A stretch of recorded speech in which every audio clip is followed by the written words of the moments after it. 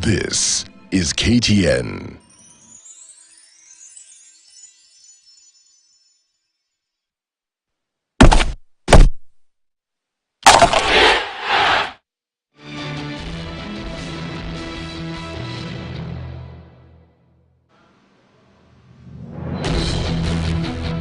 Naam, tarehe 3 mwezi wa kwanza, mwezi wa Januari mwaka 2025. Hujambo na karibu katika makala ya The Football Slip. Natumai kwamba ubuheri wa afya, ulikula Krismasi vizuri.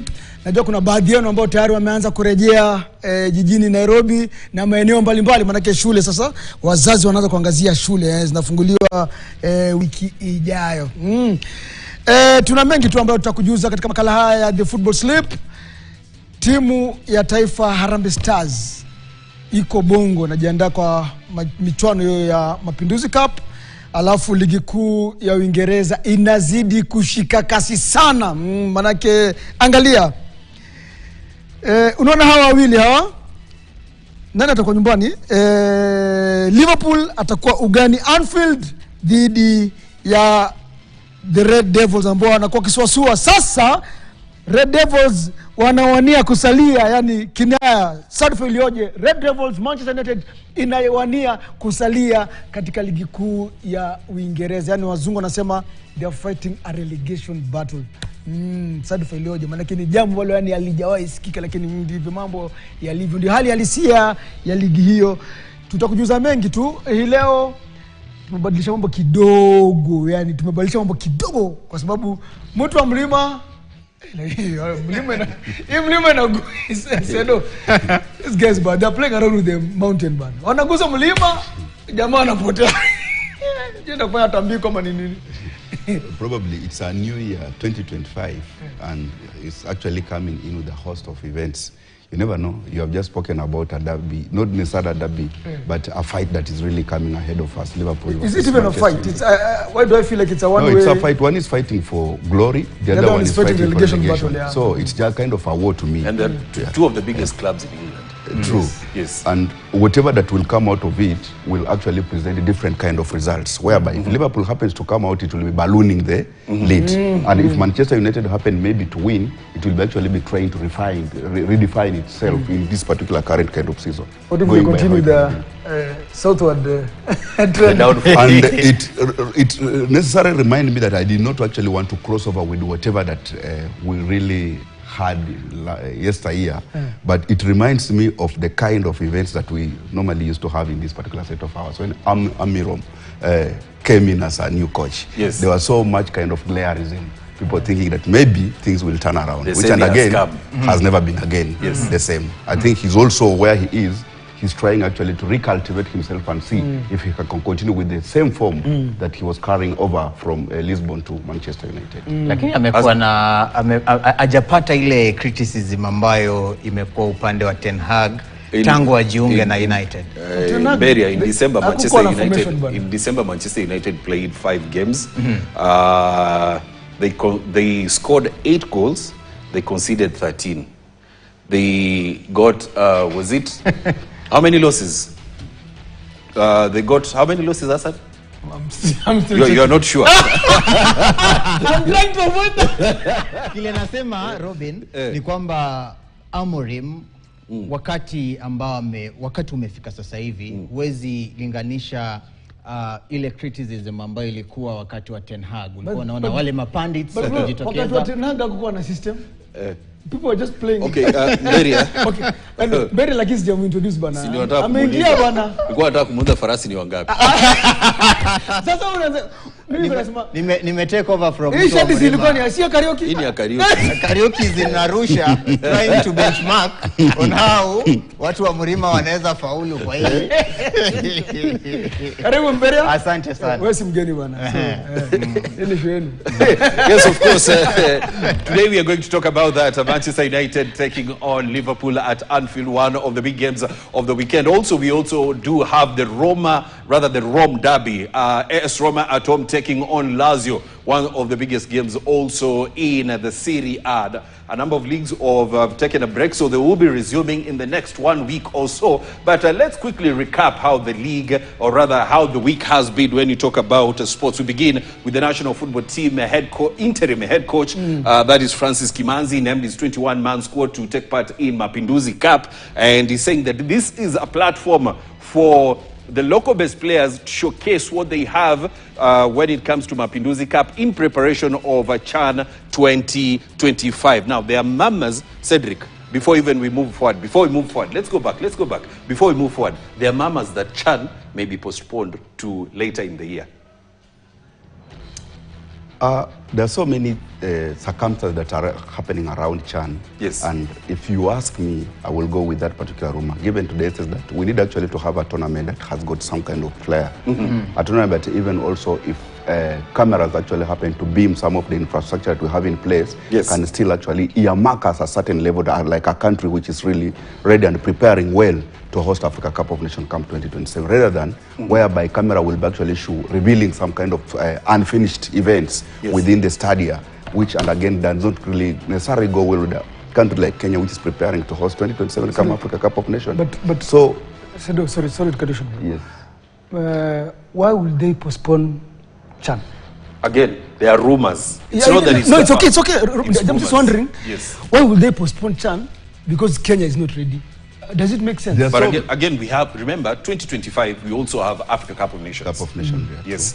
That will be held in December to January. So, you have to make sure that you balance this, but we'll be coming back to that. Let's continue. Arsenal, of course, they were in action this week and they got a 3-1 win against Brentford in the English Premier League. The two Gabriels scoring in that tie, and in doing so, they cut Liverpool's gap at the top of the table. So they are hoping that Manchester United can do something against Liverpool, which is highly unlikely. Let's move away from Arsenal. We move on to other things that have been making headlines this week. Now, Trent Alexander-Arnold, the rumors are that he might be heading to the Bernabeu. Cedric Musumba, what are you expecting? Probably, even if Real was actually to bring him to he could have actually been at Bernabeu as we speak right now. They were waiting for his contract to expire. Probably, but Real need him like yesterday. Yes. Carvajal is injured. Yeah. And Real Madrid is not a kind of a team that can really be struggle. We have seen actually in kind of a match and how they have been grading results. It has been a struggle in that particular defense. They have even had to play with the makeshift defense, centre backs, the likes of Tchouameni actually being drawn back. Yes. As sometimes even we have seen the likes of Human again, to me, Vasquez. Vasquez playing there. It's a kind of a team that is really looking forward to have Alexander Trent at the Bernabeu at the moment into that squad like yesterday, so that they can continue producing the result. Remember how they were shown dust by their rivals, Barcelona. It was about a glimpse of that defensive line. If at all the likes of Trent were there, who and again likes also attacking very well, you know. I have the spirit of that the best way to defend is to attack. Yes. And you get such a kind of a player, you start defending from the opponent's half. Yes. That means that you will have a very good defensive line moving forward, and also having the support of the utility support, the attack that required the team of Real stature. One of the biggest clubs in the world. Let's move away from Trent Alexander-Arnold, who wants to move to the Bernabeu, we get to Rashford and Beria. There's a lot of talk every single day you wake up. Rashford amekuwa kinywani pa wengi na wengi wa mashabiki wamekuwa kitilia shaka hasa matokeo yake na jinsi anaweza kujukumika katika mechi yoyote ile. Nahisi kwamba katika mfumo wa Amorim nahisi kwamba Rashford hawezi fit katika mipango yake. Pia wanasema is one of the indisciplined players. Naam. Na nahisi kwamba ni ule mchezaji ambaye wakati wa Ten Hag na wakati ule mwingine alikuwa ameingiwa kidogo na kiburi cha usta, kwamba mimi ni mshambulizi ambaye naweza ingia katika mechi yoyote nifunge na mimi naweza kuwa pendeleo la kocha yoyote. So hawezi niambia kitu. Alafu kisha pia lingine kwamba anacheza nyumbani. Sasa hivyo ukimshika ama ukiweza kumfanyia kitu chochote, wale mapandits wa Uingereza wakina Karaga watatokea kuambia mbona unashika mchezaji wetu, mbona unamzungumzia hivyo. Na uliona hivi majuzi mechi ya kwanza alivopigishwa bench na mechi ya pili alivopigishwa bench, walitoka nje wakajiuliza mbona mnaweka Rashford bench. Kwa hivyo nahisi kwamba Amorim akae wima na asisikize hizo critics kutoka kwa hao mapandits ama watu wote, aweze kuangalia kikosi chake kiko vipi, na kuna uwezekano Rashford msimu ujao hatutakuwa naye, hata maybe msimu hautaisha. Anaweza chezea Gor Mahia.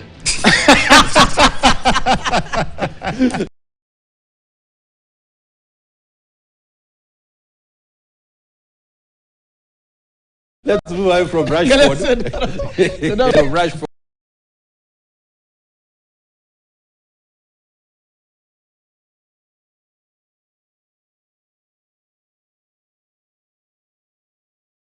I like the way you put it. He was fired again. You know, personally, I don't think some of these guys, some of these characters, he was a good player. But good players don't necessarily make good coaches. Yes. You know, I was shocked that, you know, he was given a team to manage. Rooney to manage a team. To me, I think my history gives that the generation of these players has never actually lived to be the best coaches. The best coaches. Go by the likes of only one came out Lampard, to be a star. Steve Gerrard, not Alonso? Lampard, Xabi Alonso. Alonso, yes. But now Leverkusen. we are talking of, I think, players that we really had camera focusing on them when they are really star at their playing time.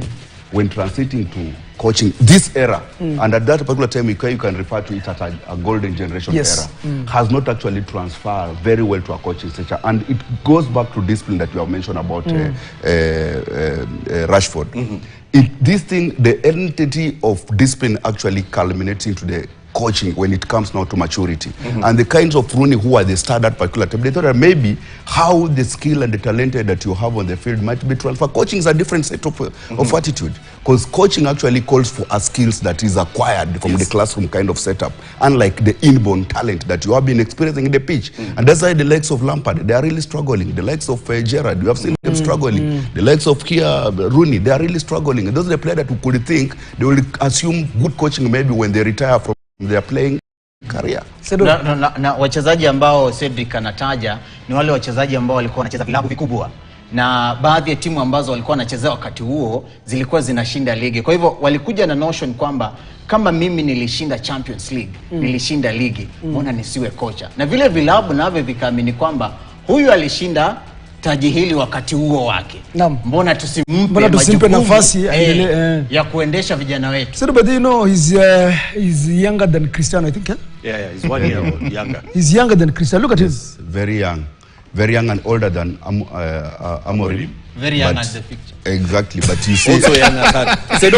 I want us to digress. I want us to get into something totally different. We move away from Wayne Rooney. I want to get into a man that has come out this week to say that, you know what, after missing the penalty at the World Cup against Uruguay, his teammates started talking badly about him. They left him alone. They did not respect him as a captain. That conversation, actually, but it can only come in when now you start realizing that whatever stage that you enjoyed as a star has now started fading away from him. Why was he not necessary for him to come out immediately and tell us that particular time? Because remember, it was not all about people that he's mentioning right now. Across the continent, everyone. This is what he said. He said that, you know, there is no need of the players that he played with coming out to speak or not, and align him to a totally different side. But when they were given that penalty, nobody volunteered to take it. So as a captain, he had to take the penalty. You know, that's what actually a must in that particular field as a captain. Once you get that armband, actually, it calls you for each and every responsibility that particular pitch. Where it fails, you need actually to lead by example. Yes. And that's not a necessary reason to him as a captain by that particular time. And again, that issue has actually been a must to give him that the name that has enjoyed over time come back right now and start telling us that. It tells me one thing. He has realized that maybe the space he used to enjoy has started fading away from them. Remember, there are so youngsters that are coming up and they are doing very well. Yeah. And they have done even very well after that particular World Cup. They haven't put 2010 World Cup behind us and we have followed them. Cameras are following them. His celebrity kind of stature has faded away. Now he's trying actually, as you say, chasing that kind of clout to remember that, to realize that, oh, why is it that I'm fading away from the so-called camera that has used to follow me? But he need to realize himself. We have seen guys retiring and redefining themselves and even calling for that stature, if at all they really want to remain relevant in that particular field. One of them is JJ Okocha, and we have seen what he has been doing. Right now, even he's still doing it. He need actually to transit and graduate to different avenue of stage and start amassing it. He can as well as become a bandit. Lucas Radebe in South Africa. Yeah. He should get into coaching. Now, I don't know if it will be good. Now, let's move away from that. We take a look at the other events that have been making headlines this week. Of course, Inter Milan was taking on Atalanta in Saudi Arabia, the semi-finals of the Supercoppa Italia. Denzel Dumfries with a 2-0, with a brace, as they got that 2-0 win to sail through. Tonight, it will be all about AC Milan versus Juventus, still in Saudi Arabia. The final will be played on Monday. Let's move away from this. We take a look at the other activities that took place this week. And Cedric, very, I know, Davis, you also have your thoughts on this. Dani Olmo has not been registered by Barcelona for the remainder of the season, and there are reports that he might actually come to the Premier League or go to other leagues. And this is after they got him for a very hefty sum of money to come from Leipzig to Barcelona. Kwa klabu haiba ya Barcelona, nahisi kwamba huu tu ni utepetevu wa uongozi, kwamba mchezaji kama huyu ambaye amekuwa mzuri zaidi na anaendelea kuwa mzuri zaidi, amekuwa kiungo muhimu zaidi kwa klabu ya Barcelona, kutosajiliwa na kutowekwa katika orodha ya wachezaji ambao wapo katika klabu hii kubwa, nahisi kwamba kuna mtu ambaye hakufanya majukumu yake yalivyo. Nahisi kwamba iwapo Barcelona watamkosa, lose Olmo aelekee Premier League, yes, watakuwa wamekosa nguzo kuu zaidi katika kikosi chao. Watakuwa wamepoteza mtu ambaye at one point he's one of the player makers. Was very key for Spain winning UEFA Euro 2024. Hata kisaikolojia, Roberto kisaikolojia. Sedo, wachezaji kunradhi, he's very influential in the team. Olmo ameenda, kina Yamal wanajiuliza. And remember, he's not the only one leaving. He's not the one. There's Exactly. also Pau Victor, Yes. Sedo. We've watched Pau for a long time. Even Eric This Garcia, season, that is. They're actually contemplating of releasing the likes of Eric Garcia. And, you know, this conversation actually is not really affecting Barcelona alone. It's all we call financial fair play. And Barcelona did not see it coming because they thought that maybe if they balance their books, Olmo will be accommodated into the team. But and again, La Liga, after going through it and realize you guys, you are going overboard. You need to release one player. And also remember, other clubs have said if they register him, they are going to court. Yeah, and you see, what I've heard, actually when I was coming to this particular show, I was following his story, and what I realized, Barcelona, they are really working day and night to retain him. To save face. Going by the stature of this kind of player. Remember, we have spoken about him helping Spain to Euro. He has done wonders with RB Leipzig. You remember, coming back to Barcelona, he's already on cards, scoring for Barcelona. He's a player whose impact is actually felt immediately when he's in that particular pitch. So they are contemplating and thinking of releasing the likes of Eric Garcia to Girona, trying to release 2-3 players so that they can accommodate that value and retain him at Barcelona. Well, it will be very interesting to see how that pans out. Now, let's move away from Dani Olmo, the Barcelona player who has not been registered. But yesterday, we had the Old Firm Derby, one of the greatest rivalries in the world of football. Rangers versus Celtic. Yes, Rangers had the last laugh 3-0 was the final score. Now, away from that, we also had other activities taking place this week, and we moved to the biggest matches that we have this weekend. It's all about the Rome Derby. AS Roma at home will be taking on Lazio. Very, very interesting. And remember, aside from this, the other big game that we have for this weekend, we'll see Liverpool at Anfield taking on Manchester United. We'll be waiting to see how this pans out. Now, before we take a break, Hassan and Cedric, before we take a break, can we get Mo Salah here? Can we get a picture of Mo Salah? Mo Salah has said this will be his final year at Liverpool. How big of an impact will his void leave? He has been actually testing water at Liverpool and has given them more time actually to revise his contract. Remember this conversation he started way back in October. And he was like telling Liverpool, you guys, I'm doing my job. Think about my contract. But you say Liverpool has been actually looking at the age and darling and everything. But now this is the time when he's actually at the very high stature of his career. Remember, the age vis-a-vis the result he's presenting right now, it can actually result to history. Because in December alone, he had 7 goals and 7 assists. Yeah, true. And no one has refined his form at that particular age. You go by how he's trading right now vis-a-vis how the past other players have been playing. Yes. Maybe they have been finding themselves at 26, 28, but at 30s, and the player is really banging goals, and he has actually silenced the so-called star, the likes of Haaland, who are not really shining.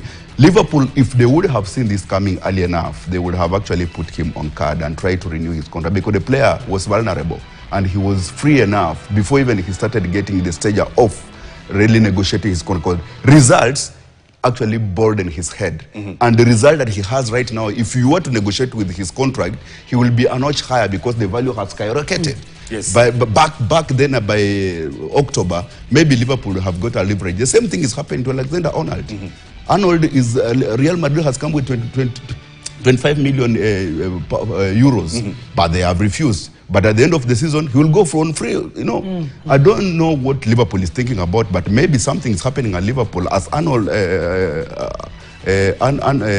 Ancelotti said, it's not within his capacity to define whose player to remain. But exactly. And you know, those frustration gonna give him a very bad image when it comes to next season, because he will end up losing his stars. Na nahisi kwamba Liverpool wapo kwenye nafasi ambayo wanahisi kwamba tukikuachilia tunaweza pata mchezaji mwingine ama kikosi chetu kinaweza kuwa sawa. Nakumbuka wakati wa Sadio Mane alipoondoka, he's the best player in the league right now. Naelewa, na akishinda ligi atakuwa na haiba ya juu zaidi. Kila klabu itakuwa naye. If he continues that form, he might even win the Ballon d'Or. So let's quickly take a look at the weekend slip that we have for this week before we take a short break. And of course, we'll be telling you where Daniel Kariuki and Roger Sistemi are. But this is the weekend slip. Spurs will be taking on Newcastle. Bournemouth will be in action against Everton. Brighton will be taking on Arsenal. Fulham host Ipswich. Liverpool battle Manchester United. Fiorentina take on Napoli. Monza at home against Cagliari. Roma vs Lazio in the Rome Derby. Lille will be taking on Ligue A, and Lyon take on Montpellier. This is this weekend slip. We want to take a short break. When we come back, we'll be giving you our predictions on what to expect in these games that we have selected for this week, and we'll also be telling you where Roger Sistemi is, as well as Daniel Kariuki after the break.